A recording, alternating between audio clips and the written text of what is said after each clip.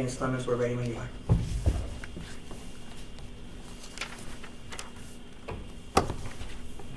Thank you. Okay, I'll call the policy committee meeting to order. And first up is public comment.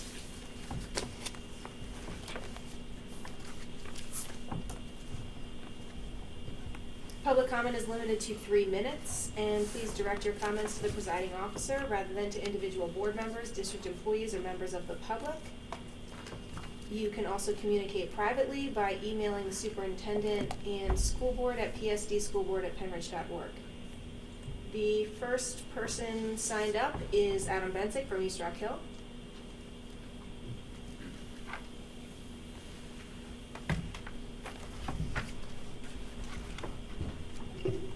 Hi, Adam Benchik, East Rock Hill. So I wanted to talk about policy 119. I had some questions.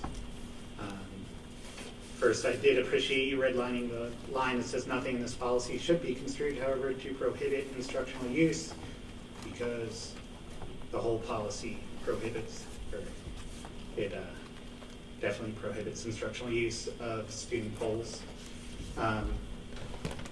But it's hard to square that line with the first line that says the board believes that academic and professional freedom are essential to a quality educational program, because then you go through the whole policy, which it just seems like the whole point is to limit teachers' ability to teach. So my questions are the controversial issues can be defined as topics related to personal beliefs. How do you determine what personal beliefs are? It just seems very vague. It seems like, I don't know, anything could be construed as a personal belief, so how are teachers going to know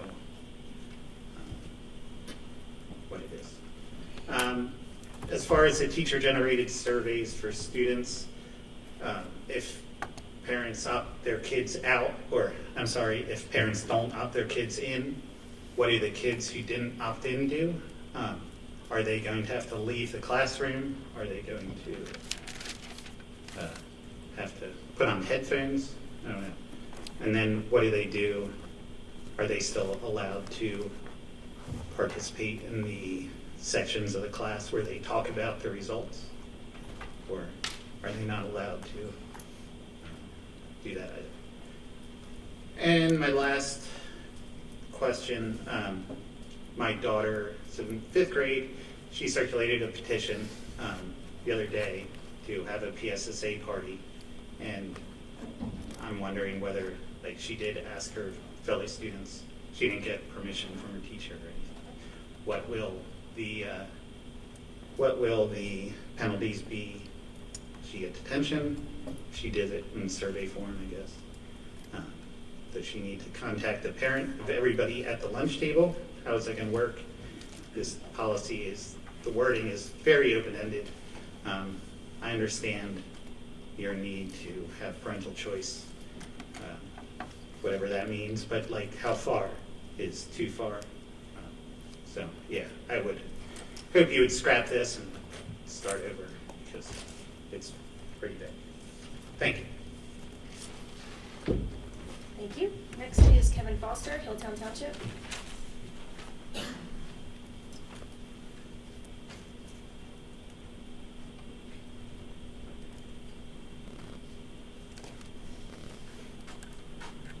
Kevin Foster, Hilltown Township. I also wanted to talk about policy 119, and I spoke about this 6.5 weeks ago at the last policy committee meeting. So the language of policy 119 references a, quote, data verification process for all students for all third-party and non-third-party surveys. And this is a quote from the policy. This shall include district, building, teacher, and student surveys or questionnaires, including, but not limited to, the instructional use of informal student polls on controversial topics, student design surveys, or related activities. I have questions about the implications of this language specifically, very similar to what I asked 6.5 weeks ago. So if my 3rd grader produces a paper survey for his friends, which Pokemon is their favorite? How will he be punished if he asks a student whose parent has not opted in to the survey policy? Really curious. I mean, is he going to get a detention? He's in 3rd grade, and if I have to introduce the concept of detention to him, I can do that for you guys. How will you treat parents that don't follow the data verification process for the students? So if a parent doesn't complete the process at all, how are you going to chase them? Is the board maybe going to go and knock on people's doors and ask them to fill out the paperwork? How about students who require parental consent but don't receive it in time for a lesson? Will they be forced to leave the classroom? According to your language, if a teacher in 5th grade wants to ask their students to come up with surveys to teach students how to graph in class, they'll no longer be able to, stifling freedom of thought and creativity in the classroom. Let's be honest, this policy, it's all about control. I spoke before about the implications of this policy, and it does not help educational outcomes. It does not help improve our rankings. It does not make teachers and administrators' lives easier. But what it does do is establish control. Control is all this board majority cares about. The last policy committee meeting was on February 6th, 6.5 weeks ago. 6.5 weeks to have a ridiculous amount of gray area and lack of clarity still. My recommendation, focus on improving the educational experience for our students, teachers, and admin, and spend less time trying to control them. Thank you. Thank you. Darren Lawston. Percy Burrow.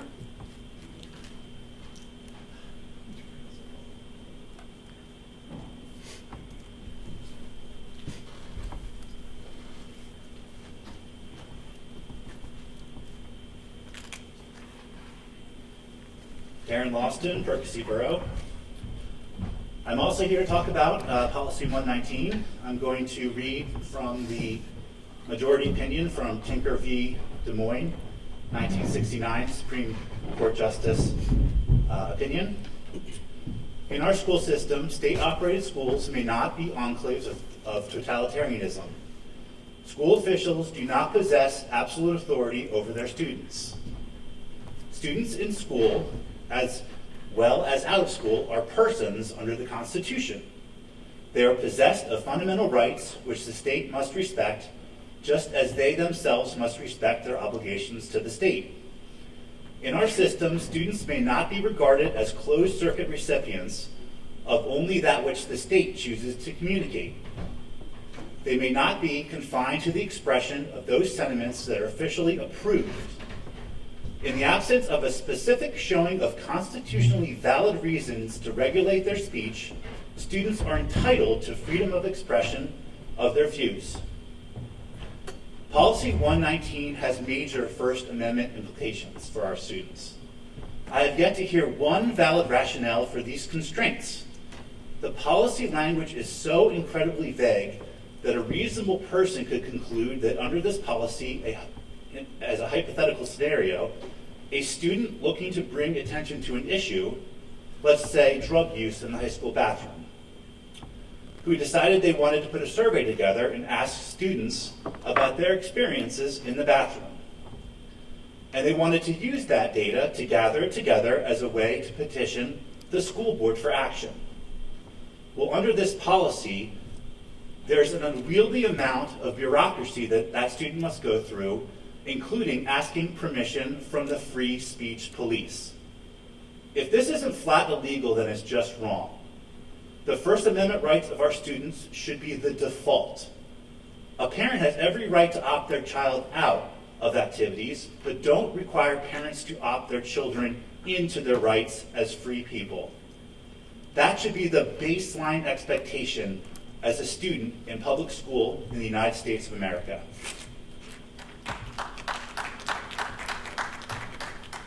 Thank you. Carolyn Sciarrino, Hilltown Township.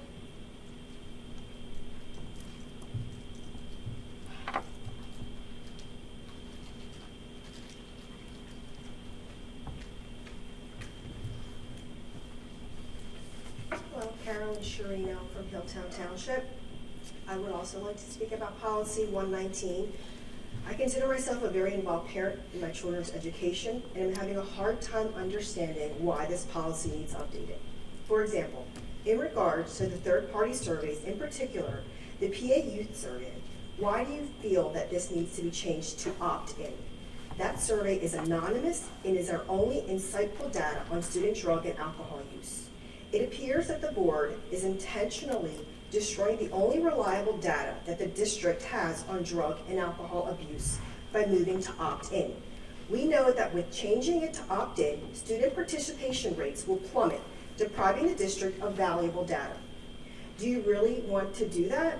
The Bucks County Drug and Alcohol Commission emailed you all with valuable information on the value of the survey.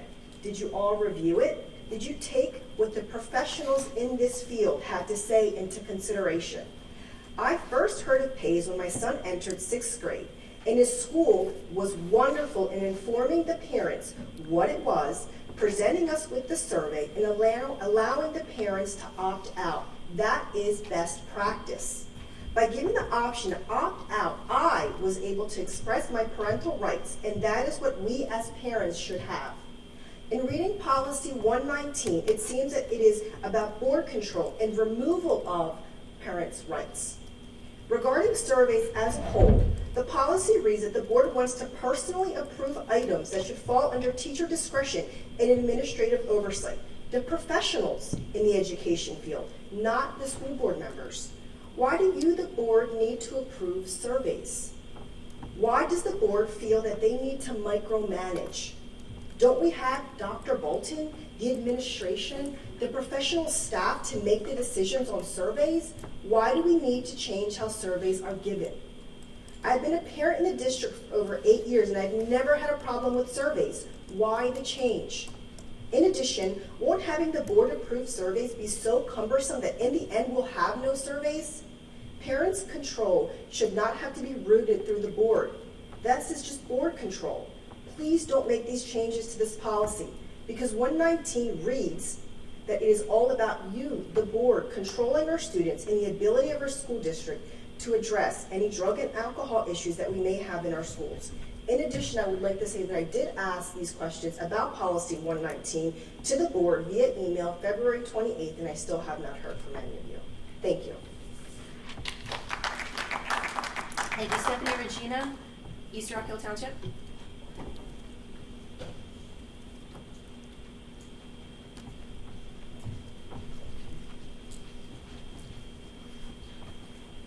Hello, Stephanie Regina, East Rock Hill. Okay, yes, also talking about surveys. Surveys, like really, like we found problems with surveys. Surveys, kids asking each other questions, teachers asking questions that are not required to be answered, questions that are anonymous. So that kind of begs a question, like was there a survey that like really bothered you or something? Because it seems like these changes seem to happen when something triggers you.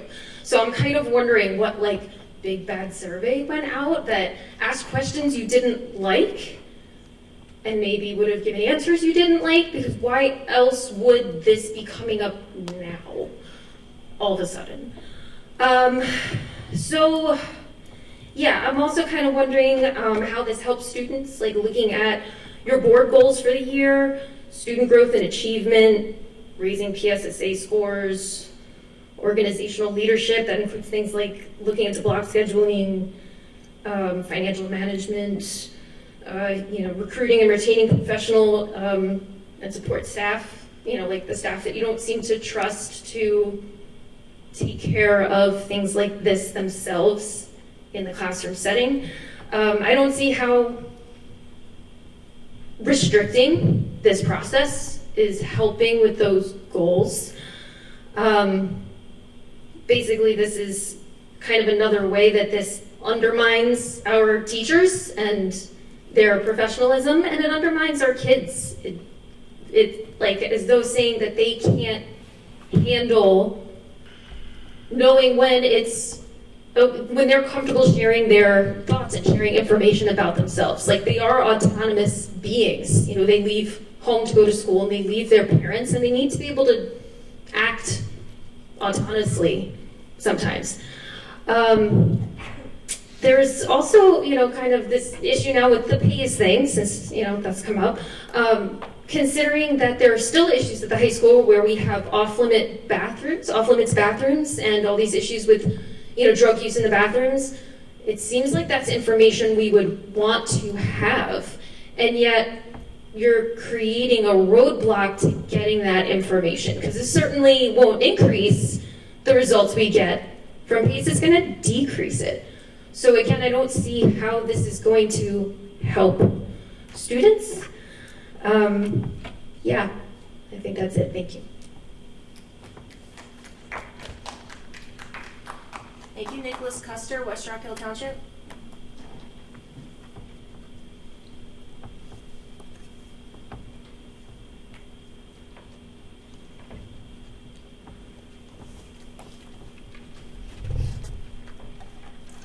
Nick Custer, West Rock Hill Township.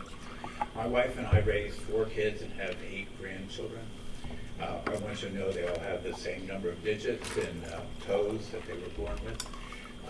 I think this is all about trust, and I think they're demonstrating a tremendous amount of distrust of both the teachers and the students, and I'd like you to know that that won't work. And that's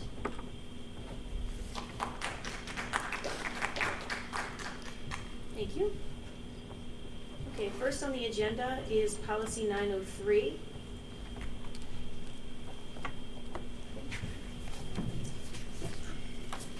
So we have one policy on the agenda for second reading. It's policy 903, which is public participation in board meetings. There were a few edits made to this policy since first read approval at the February board meeting. Those additional edits were done under guidelines, and the edits were made just to match language within the policy. Are there any questions or comments about this policy? The additional edits, those were highlighted in green, is that correct? Yes.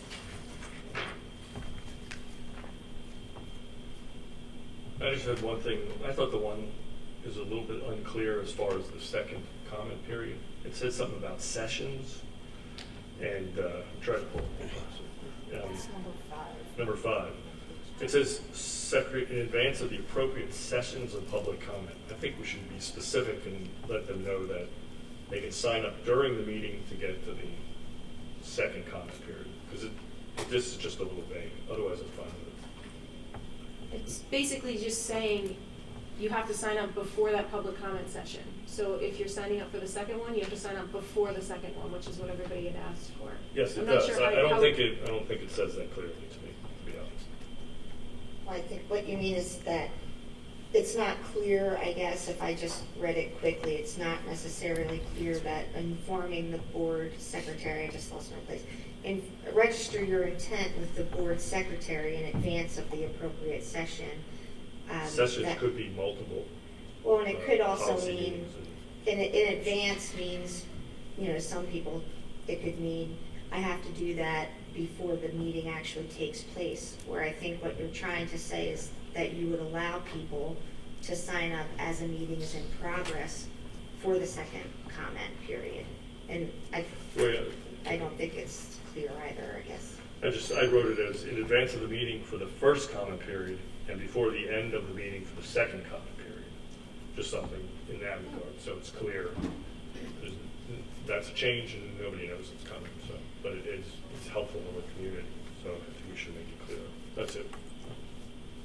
Before the end of the meeting would be after the second public comment period, though. So if you say before the second public comment session, you're back to the session language, which I think is clearer. So I'm not sure that that would make it more confusing. I don't know what a session is. It's not the It's a public comment session.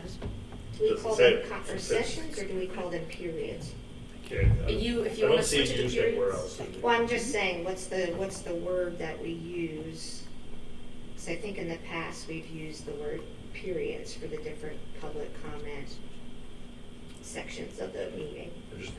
I don't see it in here. Anyway, I do agree, like, someone could not understand that we mean you can be at the meeting while it's in progress. And I think that's what we've all talked about, is that we want to make sure that people understand. If you're sitting in a meeting and there's something that is mentioned that you didn't know you wanted to talk about, you have that opportunity to sign up before, the public comment period part of the agenda. Oh, Sessions is actually spelled out 3 times in the. okay, well, that was my Got it. question. Yep. Thank you. I don't see what it means there, so just, it's unclear. I don't think it's a big debate. I'll be Yeah, I happy don't to, think it would change the, I just want to be clear about the second comment period. It doesn't say that, it just says sessions, which could be the second comment period of the second meeting we have, or the first meeting. This just- Well, right, because if you have 3 meetings that are back to back, you have multiple public comment sessions in every one of those meetings. If we have 3 committee meetings in a row, you have all those different public comment periods, 6. So, I mean, I'll change it we can change it however you want. That was the administration putting into words what everybody communicated at the last meeting. If you want to switch it to periods, we would have to change sessions throughout the whole thing to periods if you want to do no, that. I don't want, I think if it says sessions elsewhere in the policy, that's fine. I just couldn't put my eyes on it right at this minute. For me, if you really want people to understand that what we mean is that while a meeting's in progress, that you may still sign up to speak, then it should be noted in some way. Because notifying the board secretary to me means something different from, oh, I can just go put my name on the piece of paper. It sounds very formal, but I don't know if you just add even while the meeting's in progress, or maybe everyone understands it and I'm wrong. Doesn't matter, I guess. It doesn't change the policy, so we can still vote on it. I just would like to make it a little clearer. Would you rather it say sign instead of shall register their intent with the board secretary in advance, shall sign up on the sign-up sheet? During the meeting. I'd be happy to do this outside the meeting, but I would put in there the second comment period and something about signing up during the meeting, as opposed to signing up before the meeting. Something, we can be more specific on it, but I don't think it's going to change the intent of the policy.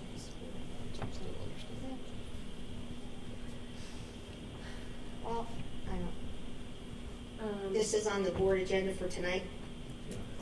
Yeah, for Second read. so. Yeah. Shall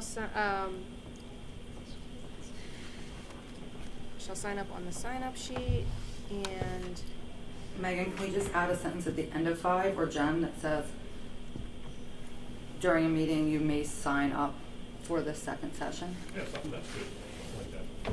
If a meeting's in progress, you may sign up, For the second public Right, comment? right, something like that. That's good.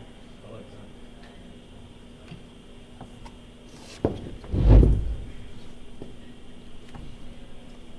okay, so we're gonna add those 2 sentences in there. And then is everybody okay to move this forward with those 2 Yeah. changes? Everybody understands better. Okay.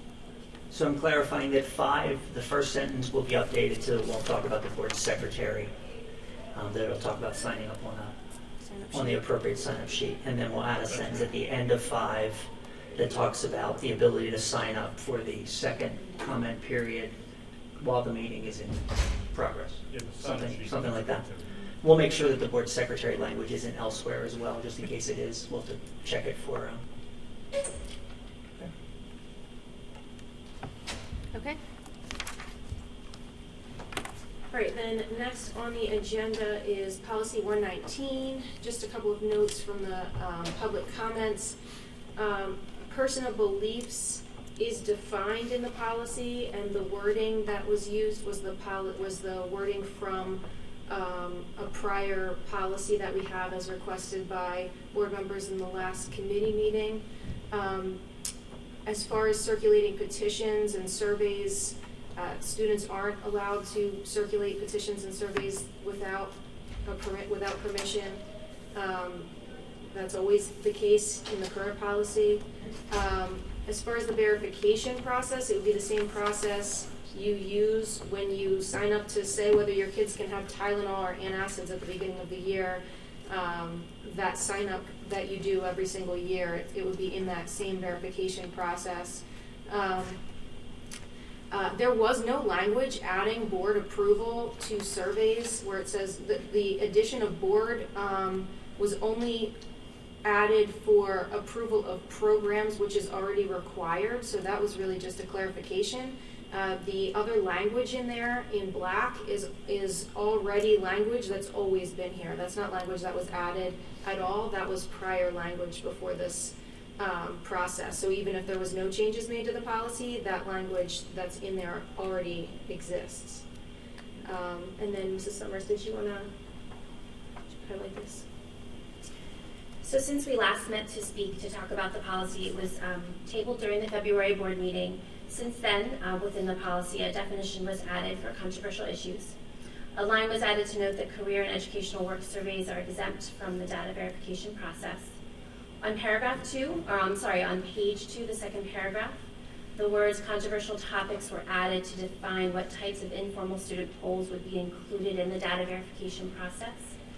And then under the data verification process on page 3, an additional option was added for all district building, teacher-generated and student-generated surveys where parent or guardian is given the option to review, sign off on surveys that are only based on controversial topics. Thank you. Any questions or comments from board members? Yeah, on page 2, in the paragraph that starts at the beginning of each school year, it says in one of the sentences,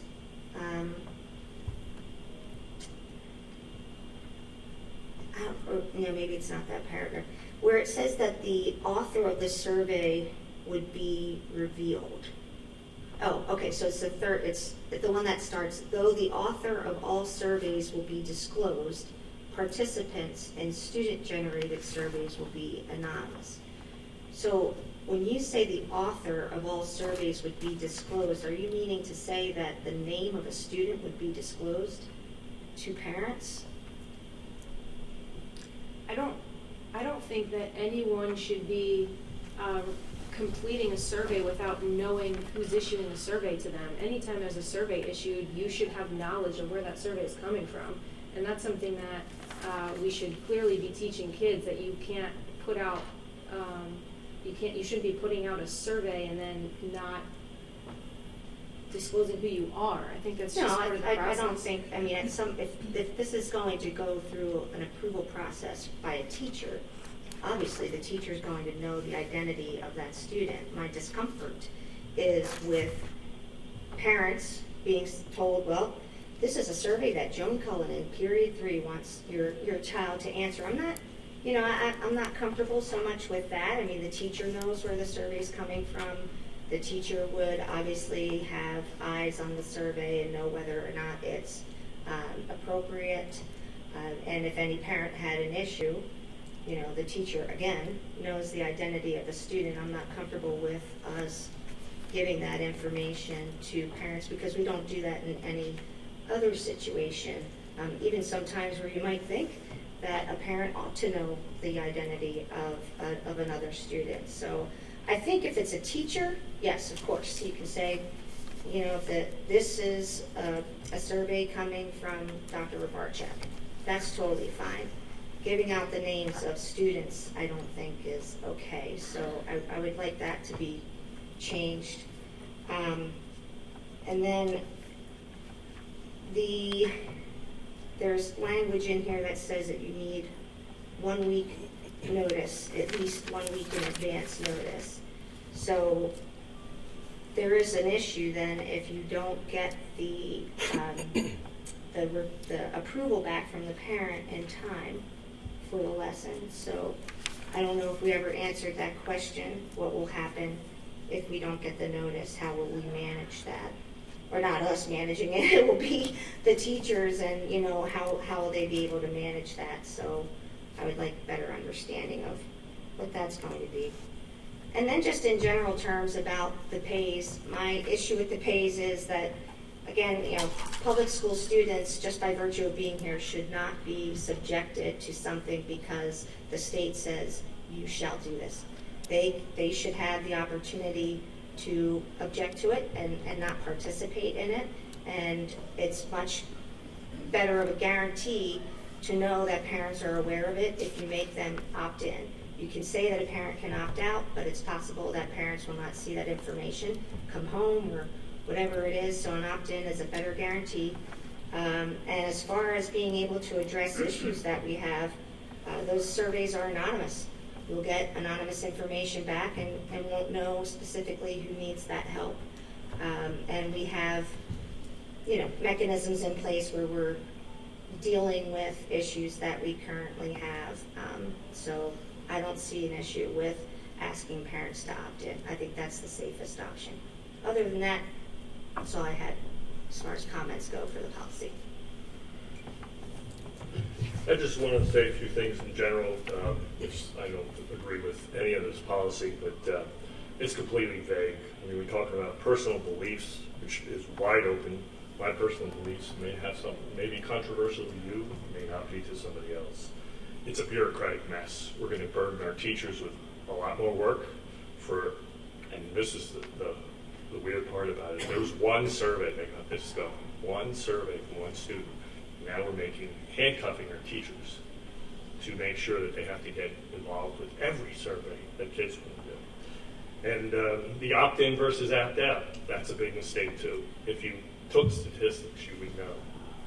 If you listen to the Bucks County drug and alcohol people, you would know that opting in is not a good way to do it. It's going to cut participation by at least 50%. And then on top of that, every school in this district does opt-in, opt-out for parents. And the procedure is good. Get information to the parents. They have a right to opt out. We know that. It's working the way it is. Don't change it. We need this data. We don't want to keep our heads in the sand like we're proposing. So that's about it. I know no one's going to listen to me, but I have to say that. This is a mistake.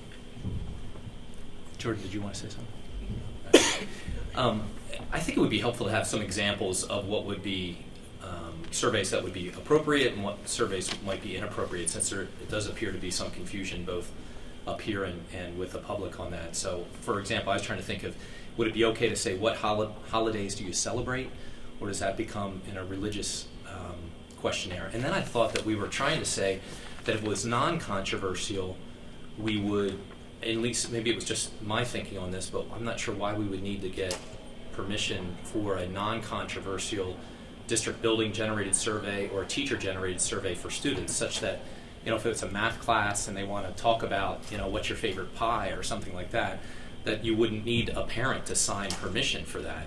So my thinking is, at least on the last page, I would only keep the last bullet point for each of those district building generated surveys for students, teacher generated surveys for students, and student generated surveys, is just to have, I request to review and sign off only surveys that are based upon controversial topics. I do agree with Ron that it's going to be unduly burdensome to have a review of every single survey topic that might be incorporated into a class, but controversial, I think parents would want to have a right and should see that. I also have a concern with in the section on authority, the fourth paragraph down, where it changed "and the board." I don't know why the board needs to insert themselves in reviewing that. The director of curriculum, the administrator, can be there for the change. If there's a major change, then the board is already involved in that. So I think that's fine. And I did reach out on the pays issue, because I was concerned about how that was going to play out, and that I spoke with somebody directly at pays, or communicated with them, and also with the Drug and Alcohol, Bucks County Drug and Alcohol Commission. And I think the issue in some ways is, what benefit do we get out of the PAYS survey? From my understanding, there's no grant money that comes to us if we participate in that, but it is important information. But I'm not sure whether the information that we have is different information than what we receive through our teachers, our administrators, our counselors. I'm not sure whether any of that would be different than what we get in that context. I also think that the largest school district in Pennsylvania does not participate in PAYS, which I question then the data. If the largest school district in the state is not participating, how is that affecting the data across the state? And then the other issue was the CDC does a survey as well. So the CDC has a survey, and information comes out about that, And I'm just wondering if our PAYS data is that much different than the CDC data, then I could understand the need for PAYS. Otherwise, I think there's some redundancy there. If the two trends are similar, then why not just use the results from the CDC data, which we don't participate in unless somebody was asked as well. But I do think it's important. I mean, the mental health issues, the drug and alcohol issues, but again, I'm not sure whether the PAYS data is any different than the data that our administration, counselors, and boots on the ground, for lack of a better term, would have. I would hope they'd be aware of that, and there'd be no surprises with the PAYS data. I also found it interesting, and in communicating on this issue too, was that the most significant, it would appear that family attachment and parental attitudes are the chief protective factors associated with lower risk behaviors. And then my question is, what can the school district really do, or should it be doing, to cultivate greater family attachment?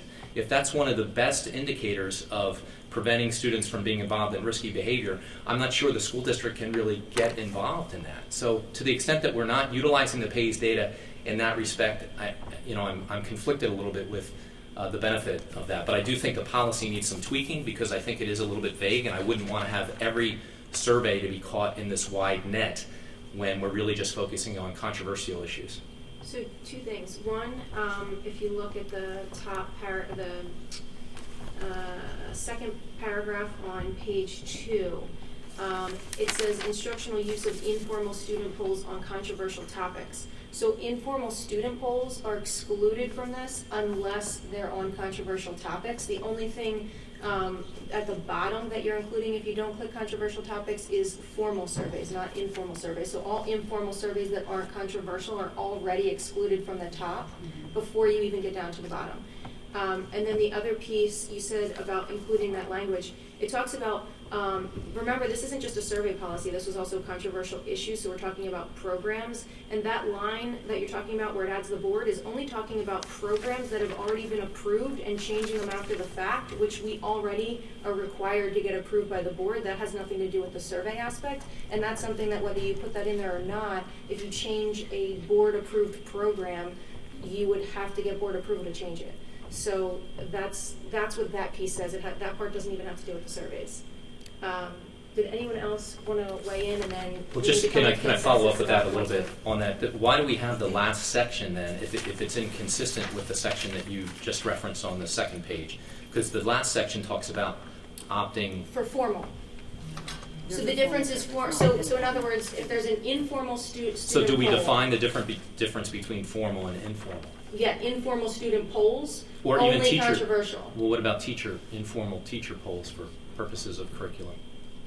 Like, again, utilizing a math class where Right, you're going to do a graphing of, what's your favorite dessert? Is that a poll that needs to be approved by the board? No, that's an informal poll, so that doesn't. So I understand. Do we define informal and formal? What makes it formal versus informal? I mean, a formal poll that you're putting. I mean, are you distinguishing between whether it's written in writing or whether it's just oral? See, if you're going to make that distinction, an informal poll is something that's happening. Spur of the moment in a. Well, I could see that somebody has as part of their poll you're sending out to people to fill out. Yeah, I think if you're going to do that distinction, I think it needs to be defined then, because somebody could say that's a formal poll. You're formally polling people to go through that, even though it's not a controversial issue. I think controversial issues, we should get approval by parents. I think parents need to be aware of that. If it's something like, what's your favorite dessert? Who's your favorite, basketball team? I really think it's not in need of some sort of approval process. That's the vagueness I'm talking about, and the vagueness is all over the place. And who's going to make that decision? Is the teacher herself going to make the decision that this is controversial? Maybe that teacher thinks something else, her personal belief is different, and all of a sudden we're back to this bureaucratic mess that's going to take our teachers' time away from teaching. So this is a mistake. As far as that controversial issue part, again, it's the same exact definition that was approved in the other policy. Well, I understand the controversial issue definition, but going back to Jonathan's point, the difference between informal and formal does need to be defined, because someone could say, well, that was just an informal poll and I asked about such and such. I think you want to be very careful with how you define things, and especially, if you're going to put something in writing and make it the policy that's going to be the law of the land, it needs to be very clear. And then I also wanted to go back to something that was said earlier, that we currently do not allow students to hold each other like in the cafeteria or things like that, because if that's the case, I would also like to talk about that. I think that, that's another slippery slope of possibly getting a student into trouble for something that would be completely innocuous. So I know, Ms. Summers, that Ms. Batisky had some thoughts on the policy too, so I don't know if you intended to share those, but with all of the comments that have been made, I think maybe we do need to go back, because if you pass it for first read, you can't make big changes to it between the first and the second read, and I already hear a lot of things that would constitute major changes to the policy. Well, definition of informal and formal wouldn't, but I don't know if there's other pieces. I think we should go around and just see what people want to do, if they want to move this forward, if they want to make specific changes, so we can give a sense of where we're going forward. Jen, can we add a distinction of formal and informal and still move to second read? Let's just add a definition. We would obviously check with Mr. Miller, but usually if you're just defining a term in the policy, that's not seen as a substantial change. So does everyone want to kind of go around and let me know if you want to move it forward, or what everybody wants to do? Can I just give some input prior to that, since I won't be one of the ones going down the line? A couple things from an administrative standpoint. One, agree with Ms. Cullen that the author of the survey, we do have a concern about sharing students' names with other parents. We would make sure that all student surveys are obviously controlled by someone so that someone's aware of what student wrote what. But we do have the concern about sending out 25 student names to 25 families from that standpoint. The paragraph prior to this shall include, I'm on the second page, about 2/3 of the way down. It starts with the words parent guardians must be given information. We need to think about the intent of the policy, because a lot of the conversation really was around controversial topics and giving parents awareness of the surveys that are being done and either given or generated by their students. This language came out of a policy that was only about controversial topics. And so it was not about every survey in the district, and this language is now being taken and becoming language for every survey in the district. And so I read that language and it seems to say it doesn't seem to. It says the purpose and content of any survey will be given to parents at least 1 week in advance. It seems inconsistent with we're giving the parents the choice between saying, I don't want my kid, I don't need to opt my child out of any surveys. It's fine for my child to take any survey you give them. But that language then says, at least it reads, that we would have to give the parents a copy, the purpose and content of any survey at least 1 week in advance. So it does seem inconsistent in terms of where we were. And I think that's just because of what the policy used to be. It really was not specific to surveys in general. It just was around controversial topics and surveys on controversial topics. So I just want to make sure from that standpoint. We do have the suggestion from a student-generated survey piece. One of the things that we suggested, because that's way more time-sensitive, and most surveys are student-generated from a curriculum standpoint. There are 5 classes at the high school level that routinely use surveys. 4 of the 5 of them use student-generated surveys when they're learning things about editorials or they're doing AP research and they're doing their own topics, and so they're student-generated. One of the things we suggested under student-generated surveys, separate from the controversial, is to send a list of topics out in advance to the families so they at least know what topics are happening, and doing that a week in advance, and giving them the opportunity to opt their child out of any topics or get more information on any topics that they would want, as opposed to them having the students have to have their surveys finalized and completed further in advance than we would ask a teacher to do from a planning and preparation standpoint, was one of the suggestions that we had under student-generated surveys. Just wanted to add that the current language, before any changes, says parents and guardians must be given information about the purpose and content of any survey to review prior to the distribution of the instrument. This shall include, so that information is already there. Just wanted to And that language was there, but it was specific to controversial topics only. The policy only covered controversial issues. We've added the No, concept that- of all surveys that are That there. says any So- survey. It doesn't say any controversial survey. But the policy was only specific to controversial issues.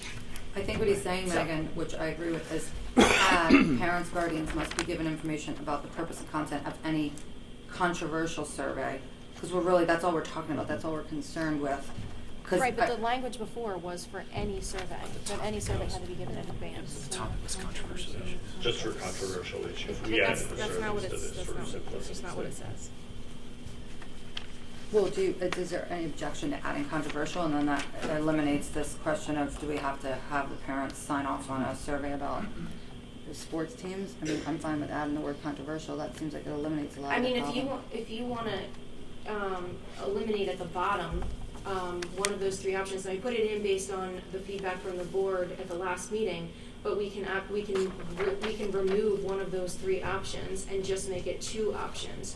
So where it says I request to review, sign off on all district building generated surveys before having my child participate, as opposed to controversial ones, you could remove that, and then it would only be controversial ones on formal and informal, and then you wouldn't even have to define formal and informal. That, again, that's a board decision. It was just put in there based on the feedback last time, just looking for direction on what people want to move forward. I mean, in general, if we just make everything in here only about controversial, that seems like it eliminates a lot of the concern, the community has about, getting parent permission for a cupcake survey and having I mean, really, the only thing we care about is stuff that's controversial that some parents might not want their kids discussing or being surveyed on or whatever in school. So if there's a simple way to just add that in the top. So do you want to just remove the third option from each of those three categories? Wouldn't it be removing the first two options? No, I give my child permission to participate in all teacher-generated surveys means I don't Care if it's controversial. You can let them do whatever they want. I don't want to see it, or I don't care to review it, or you don't need my permission for anything. Then you would basically just remove the middle option for each of those three categories. You remove the I see what middle you're option. saying. So you're either saying they can survey on anything, or if it's a controversial issue, I want to sign off on it. I want to see it and sign off on it. Correct. Right. I think that makes sense. Right. So is everybody comfortable with removing the second option and just making it the first and the third for each of those three categories? Well, explain the first and the third to me then. The first is, I'm giving my kid permission to participate in all surveys. No So- ifs, ands, or buts, I don't have to review it. So you're saying they have to opt in either way? No, it's saying, in the data verification process that you get at the beginning of the year, when you log into Power School, you're gonna click which button, what option you want to be in. If you click the first one that says I give my child permission to participate in everything, that's the only permission you need to give. You don't need to give permission for anything else for the whole rest of the year. Gotcha. That was easy. But they will have to click one or the other Yeah. on the info snap Correct. in the beginning of the year. Yes. So does that, I still have the question about the paragraph that starts parents and guardians. I still think before we this add- shall, as Ms. Chaikin said, if we take and say parents and guardians must be given information about the purpose and content of any controversial survey and be I s- given a copy? I still don't see a reason why they can't be given copies of the other surveys. They just don't need to sign off on them. So are you suggesting that we will then send every survey to every parent? Every formal survey, not informal survey. Right, so But they anything get the a copy of student's it. doing in class, regardless of what the parents said about whether they want to review the surveys or not, we would send every survey to every parent? That just seems inconsistent with the last part. I think it That should seems be. ridiculous. They're going to get 50, 60, 70 emails on surveys. Parents have enough stuff to do. They don't need to see all this stuff. This is ridiculous. I'm fine if it just says controversial for that part too, and I'm also fine with taking the line out for the author of the student part as well. All surveys will be disclosed. What if the author is only disclosed to the students but not disclosed to the parents? If I'm doing a survey of a kid in school, it shouldn't be anonymous. I should know whose my classmate's survey is that I'm doing. That's why I read it. Right? That's how I didn't read it as you're sending that list to the parents. But if I'm doing a survey of It other says kids, the author of all surveys will be disclosed, and if this is a communication, disclosed to whom, you don't specify that. I don't, yes, of course, if you're in a class and, I'm going to know that Ron's giving me this survey, that's fine. I think that's obvious that you would know that. But the way that reads to me, as a parent, is that the author of all surveys, meaning if my student had a survey, that other parents, the people who are receiving notice of these surveys per your policy, would know my student's name attached to the schoolwork that my student was doing. So that's. So can we just add language that says to other students? I don't even think, I don't know that you need to do it. If it's taking place in a Well, I don't think you classroom. want to make it anonymous so that you can't know whose surveys you're completing in a class. I'm not sure that it could be anonymous when you're in a classroom of, you're sitting right with these people, but I suppose that part doesn't bother me. It's the notice going to parents, telling parents, hey, this is what Joan Cullen's doing, for her AP history project. Just does not, it's not something we should be doing. Right, so if we add 2 other students, then that eliminates the problem. It wouldn't be going to parents. Right. So is everybody comfortable with those changes, and can we move this forward? I am. Okay. I think it's fine. What were the additions that Ms. Batisky had asked for, or questions that she had? I mean, if she wanted to pass off, I think it went to If you Ms. have a Summers, that's why specific I'm question. asking. I thought It there was were the Protection of additions. Pupil Rights Amendment, the PPRA, and whether it would apply to the PAYS survey. I don't think that impacts this language, though. That's a separate question for our attorney to answer. It was an attorney question, I believe. I don't think it impacts this. It may impact whether or not you want to do pays, which is a separate question. We can follow up with Mr. Miller. I think he's working on that answer for us. I didn't know if there were other questions you were talking about. If that's the question, I didn't know if there were other questions. That question is up to the solicitor to respond to that. So is everybody comfortable with moving this forward? With those changes that we discussed? Okay. Yes. Okay, then we will I'm move not, that forward but, to our first read. I'm going to say one more thing, that I think we should stop burdening our teachers with massive bureaucracy. But let them focus on what we should be focusing on, which is improving our test scores, improving the quality of education, and not wasting all this time discussing surveys for an hour.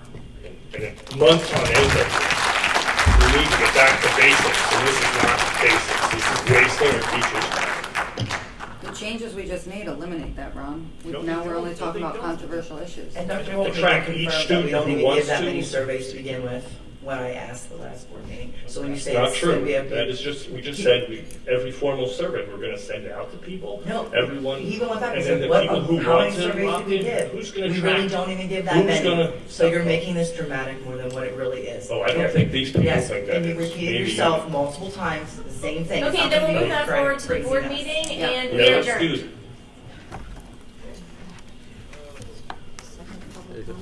Is there any comments at the end? But no one was signed up for anything that was non-agenda. They all spoke.